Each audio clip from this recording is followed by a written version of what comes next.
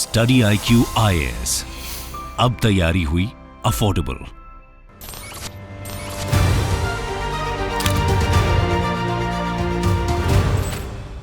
Good afternoon, sir. Good afternoon, ma'am. Please take a seat. Samixa Jha. Yes, sir. Samixa, your father is from Uttar Pradesh and your mother is from Madhya Pradesh. Yes, sir. And you are from Gujarat.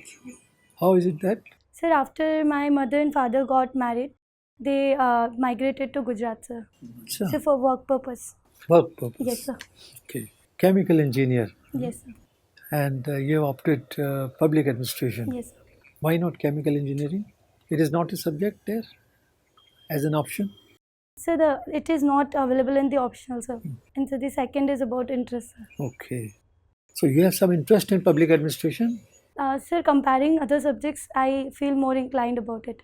Chemical engineering is a subject which has an impact on all walks of life, whether it is pharmacy, agriculture, fertilizers, and things like that. Petroleum sector especially. So tell me, how will you utilize your knowledge of chemical engineering to public administration, to good governance? So public administration, like in chemical engineering, sir, we learn a lot about the environment and also about the waste management. So, sir, that knowledge can be very much beneficial when it comes to management of the wastewater, especially of industries, and also, sir, about the solid waste management. Though the solid waste management part is not much covered in chemical engineering, but, sir, the wastewater and the green technologies that are emerging, so that can be very beneficial. Who carries out solid waste management in your city, Ahmedabad? Is it the local body or some other?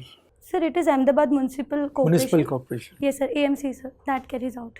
What are the disadvantages? What are the handicaps in solid waste management? So, particularly in my city? Any general? Sir, the first one is that the problem of not segregation of the waste, because of which what happens is the liquid waste and the solid waste, both of them get mixed up, and then the calorific value is also something that we have to take into consideration, and the fuel use is more. So the second is lot of informal channel is involved in this, and sir, that is the reason that the collection and the recycle rate is very lesser. And so the third is about the land management. So like they are putting into the this landfills, but sir, there are instances whereby due to lack of management, the leaching and everything has happened, sir. So, sir, that is contaminating the groundwater as well, sir. What are the steps involved in the water treatment plants? Tell me as a chemical engineer. Sir, about the process? Process. Sir, mainly I am aware about the effluent treatment plant.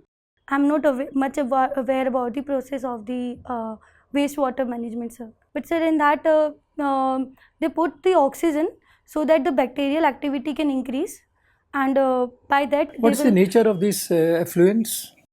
Is it basic or acidic in nature? Sorry, sir, I have to read about it, sir. It is acidic. Yes. So you have to add base to it to neutralize it. Yes. In some of the local government, there is a problem of financial crunch. Yes. Funds are not available to carry out these management processes. Are you aware of that? Yes. Funds are not being released by the government. Yes, sir, I am aware of the Ghaziabad case. Like there the fund, because of the lack of funds to avail the mechanization and the latest technology, and also to recycle the whole waste and to take it to the management cycle, that is the issue, sir. Okay, since you are a student of public administration, tell me something about 360-degree performance appraisal. Is this a scientific principle? You know about this? Yes. Multi-sources yes. feedback. Sir, it is about that the appraisal of a personnel which is going to be done is not solely based on the ACR report, which is mainly by the political executive. And sir, in this, the first of all, the personnel concerned will also be given a task which he is also going to say that okay, I can do this much, and sir, by that manner he will be evaluated, and the evaluation will also be done in different parameters, sir. And in this one aspect is also that the personnel working under him will also give his review, sir. Okay, but is it scientific? You get the feedback from your subordinates, then peer group. Is it a scientific practice? Does it give the proper feedback about the person appraised upon? Sir, as per the second ARC has recommended it, I think it is scientific because it will lead to a teamwork and a more sensitized kind of environment in the. But can you expect your subordinates to give a proper and fair appraisal? Out of fear, they will give a very excellent report, feedback. So, how can you say that it's scientific and authentic? So there can be two cases. Either they can give the good feedback in the kind of fear, or either they can blackmail me as well, that if I would not give in their favor, then definitely they will rate me down. So sir, that is one of the issue I also think can be there. Civil servants are supposed to be politically neutral Yes. and anonymous. Is it the ground reality? Sir, in all the cases, we can't say that, but sir, in most of the cases, it is found that they have worked on a non-partial basis. And sir, But there are many cases where civil servants, after having served for a few years, they resign from their post, become MPs, some even become ministers. Even the present dispensation has got that practice. So, do you think it is a correct assessment by the UPSC to select candidates who are politically inclined? They have got political ambitions. Such people should not be selected into civil service. What is your opinion on this? sir, can I take a moment for Yeah, this? yeah, please. There are two views of mine. The first is that when the recruitment of the UPSC is happening, so at that time I don't think so that the political inclination is there. And sir, if we talk about the politics itself, sir, it is also about doing the welfare of the society. And sir, the administration is also about the same. But in administration, the implementation part increases, sir.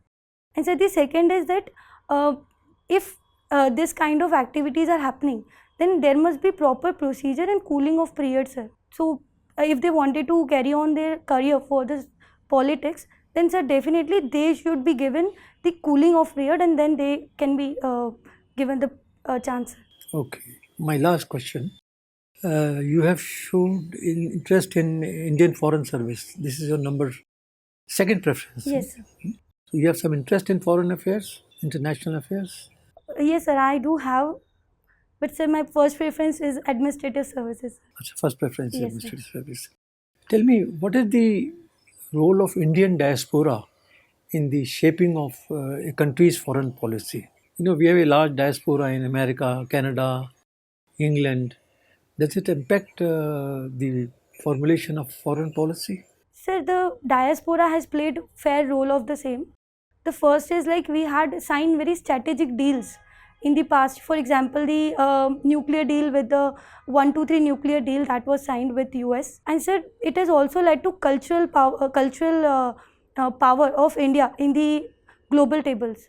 And sir, the soft power of the diaspora, so that is played very well. And so the fourth I think is that our engineers, like they are there in the IT field and also in the field of doctors, so that has contributed a lot to make our relations more cordial, sir. Okay, supposing you are selected into IFS and you are made the India's representative at the United Nations. India is not a member of the United Nations Security Council, permanent member.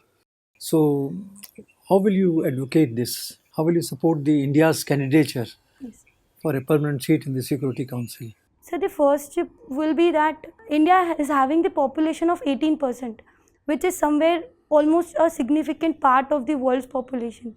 So sir, if they are not represented, then definitely it is not an international holistic forum, first of all. So the second is that India is also becoming a swing state.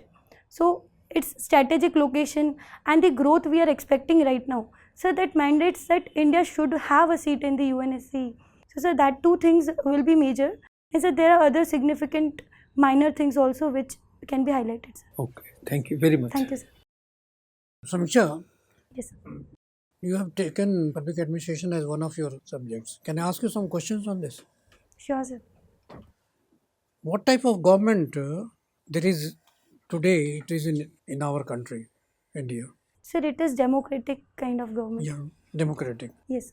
We follow a cabinet form of government or we follow a presidential form of government? Sir, we have cabinet form of government, that is parliamentary form of government, sir. Do you think India is moving towards presidential form of government? Sir, I do not think so, because it is a kind of perception that is made, because nowadays we are looking at a very powerful leadership. But sir, that doesn't mean that we are moving towards the presidential form. We do have our own check and balances. And sir, the cabinet in our country is also stronger. So sir, the decisions are taken, they are taken in democratic form, sir. When should the elections to Lok Sabha be held? Is my question intelligible to you? Yes, sir.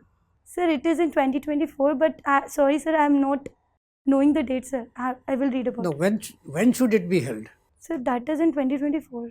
I'll tell you. You see, Lok Sabha, unlike Rajya Sabha, Yes.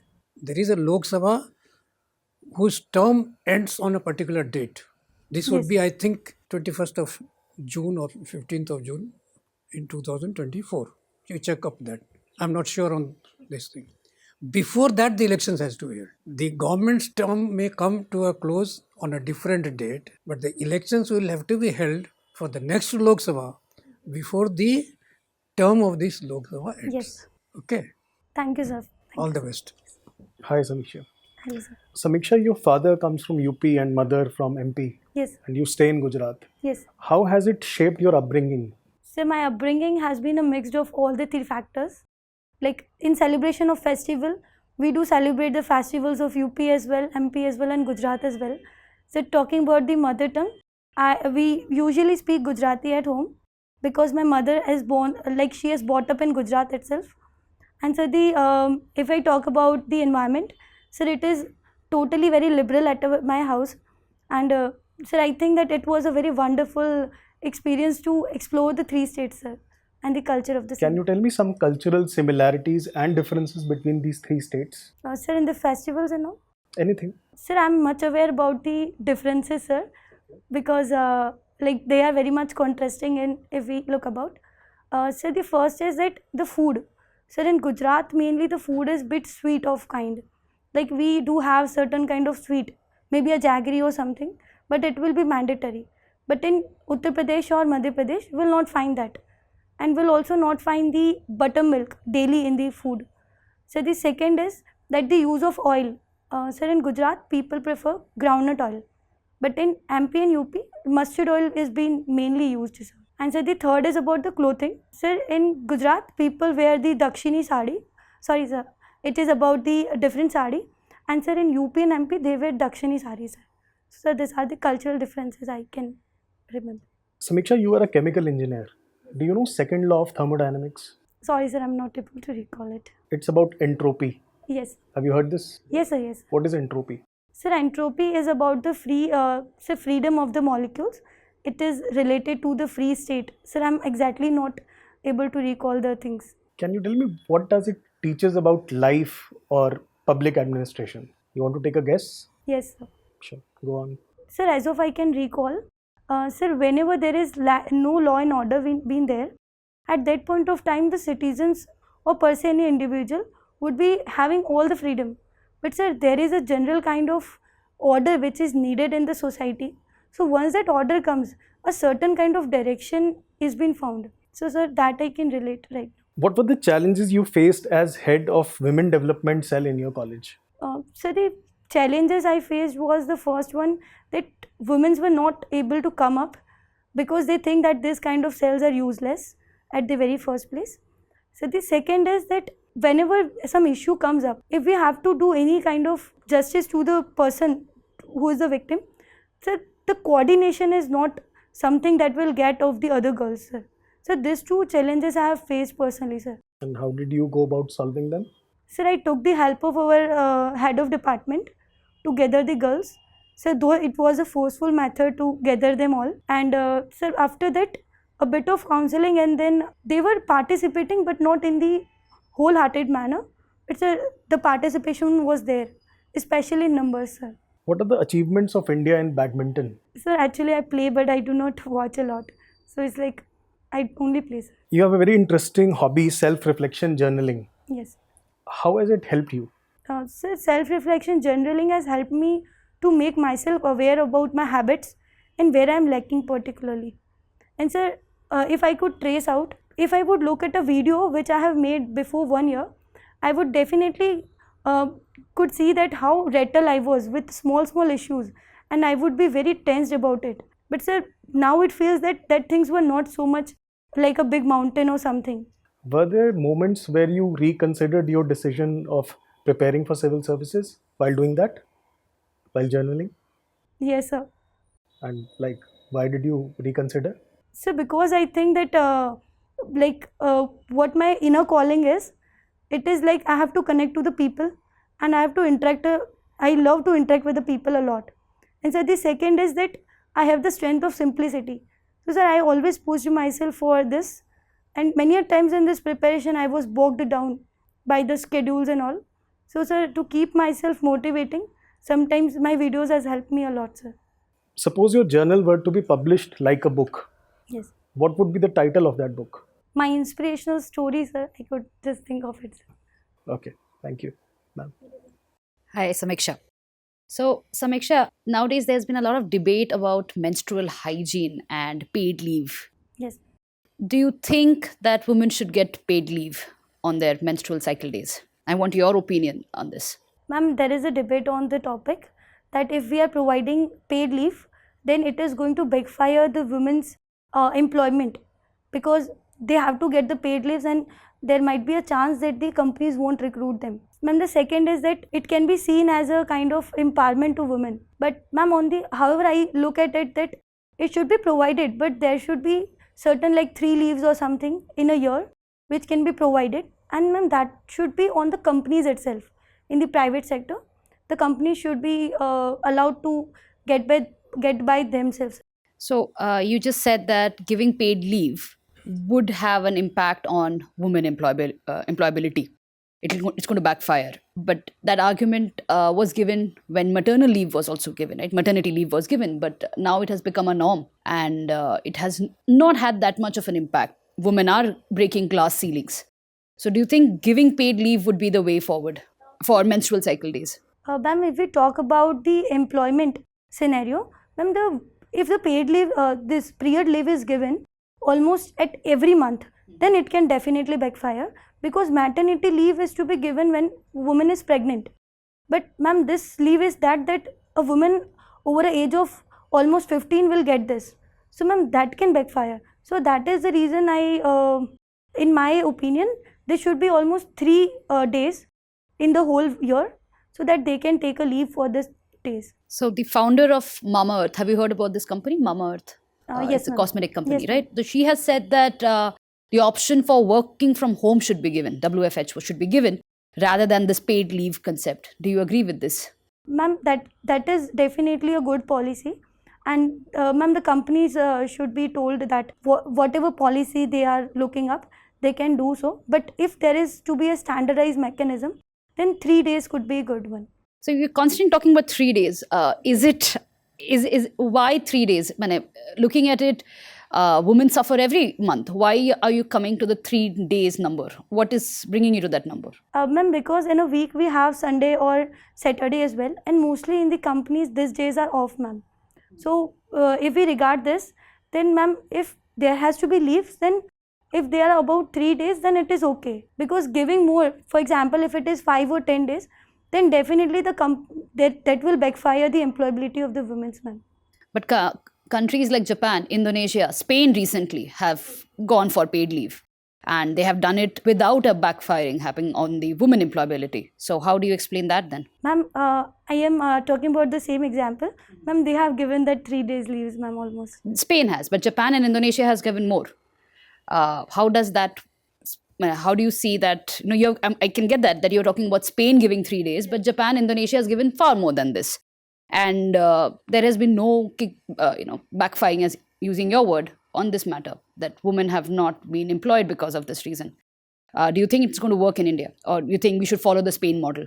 Ma'am, if we have to consider the holistic thing, I would like to reconsider my point. That is that, ma'am, we can provide for the Spain model, that is 3 days, plus work from home. Ma'am, the two can work. Right. Coming to Ahmedabad, we recently had the presidency of G20. Yes. So Ahmedabad hosted which G20 summit? Are you aware of it? Ma'am, one tourism summit was there that was held in the Dodo village, I think. Ma'am, I have to look at it. Okay, there was Urban 20 as well. The Yes, ma'am. mayor's Livable cities of U20. tomorrow. Yes. Yes, ma'am. So coming down to geopolitics now. Do you know what is a proxy war? Ma'am, the proxy war means that suppose there are two countries, they will not fight they will not fight in a war, but they will make their own we can say proxies, and they will make them fight, and they will be involved indirectly into that. Can you give an example? Ma'am, like the US and China is doing, like they are using the Taiwan as the first line of defense, ma'am. Who is the proxy of US and who is the proxy of China here? Ma'am, actually they are indirectly involved in that. Ma'am, another example I would like Yes, to quote, please. ma'am. Ma'am, the Israel and the Hamas war which is going on, Palestine war. Ma'am, in that the Houthis which are there, they are acting as a proxies of Iran, operating from Yemen. And ma'am, the Hezbollahs, which have been recently in the news, they are acting as a proxy of the from the Lebanons, ma'am. Are you sure about that? Yes, ma'am. So Lebanon has a proxy in the Ma'am, form of Hezbollah. Ma'am, not a proxy, but they are operating from there. So Hezbollah is a proxy of which country then? Ma'am, they are a part of the terrorist group. I am not aware of the exact belongingness. I am aware about the Hamas one. That So they are Hamas is a proxy of which Iran, country? ma'am. Iran. So Houthis are a proxy of Iran. Hamas is a proxy of Iran. Yes, ma'am. And Hezbollah is working from this. Lebanon, ma'am. Yes. Okay. Thank you. Thank you, ma'am. Thank you, Samixa. Kindly wait outside for a few Yes, minutes. We'll call thank you, you sir. again. Huh? Thank you, ma'am. Samixa, please take a seat. Samixa, well done. We are all unanimously pleased by your performance. Very well. Keep it up. There's nothing much we can advise you about, excepting I will request our colleague to tell you something about your attire. Just one thing. Hezbollah is a proxy of Iran. Yes, ma'am. I just blundered in I know that. So the three H's are all proxies of Iran. Huh? So don't, if somebody's counter questioning you, just stick to your argument. Even with the menstrual hygiene, you were right. Okay, ma'am. If I kept on asking you, but you kept on, just stick to your ground, you'll be fine. Okay, ma'am. One thing, just wear a sweater, yaar. It's cold. But ma'am, I have the jacket and that looks very bad. So get a sweater, something shawl or something which you're comfortable with. Okay. Don't fall sick before that, and just practice it, because that time also you might need. When is your 11th, ma'am. 11th? So you would be needing something. So you have to stand in the cold outside, right? Yeah. So start practicing how to wear a sweater with a sari. It takes time, right? Second thing is a sari with a narrow border, please. Okay. Right? Maybe just an inch or so. Not a broad border. So because that does not distract from you. The other thing that I just wanted to point out is, are you comfortable in a cotton sari? Yes, ma'am. Because your attire and everything, you're fairly comfortable, right? Because you have to stay there for a very long time. You're comfortable with it. If you're not, you can look for other kind of saris. Ma'am, actually, I'm very new to here Delhi. So if I'm going, then I'm just wasting my time and I'm not getting anything. Like yesterday I went for the sweater itself in Sarojini. But I was very confused about it. And Just then get a cardigan. That's all you need to know. It's just cardigan. Just you have to wear a cardigan. Okay. This is how you wear when you're wearing a sari, you just have to wear a cardigan and you can just drape it on top of it, right? From that in real interview we can Yes, you can, because on 11th you would be needing one, right? So just get a button down cardigan, plain sweater, and you can wear it on top of your, the pallu can go on top of it. Because I just noticed your pleats are all like them fine. So I'm assuming you have the practice of... Ma'am, mother has. Right. So on that day, you would be standing for a very long time. Yes, ma'am. Be well prepared for that. Right. Ma'am, I have one doubt. Yes. Can I wear the sweater which is there? You're like this. The sweater is there. Talking about the high neck? Yes, ma'am. See, usually black high necks are... black. Yeah, so depends on your sari. If your sari has that, go for it. You can wear a black high neck, but don't go for a wrap-up. Single ek aata hai. Itna, right? Them simple sorted, go for it. No problem. Thank you. Yeah. All the best. All the best, yes. Sir, any other suggestion? No, I think you'll do very well. All the best. Just keep your morale high. Half the battle is won. Sir. 11th is the D-Day for you. Yes. क्या बोलते हैं? Victory is very near. So the smiles will continue. Okay. Sir, do I smile a lot in the No. interview? No. It was okay. Everything is okay. If you are comfortable with Just anything, be your natural that is self. good. That's all. You should be comfortable in your attire. That is the best thing. Sir, one last question to you is that as you asked me about the head of women's cell, sir, I gave very realistic answer, but I think that doesn't show that I have solved the problem. So sir, is it okay to give such answer because it was reality what I said? So sir, is it okay or I think the answer was fine. You can think if you can add more depth to Sure, it. sir. That's up to you. It was fine. Thank you. Best sir. of Thank you. All the best.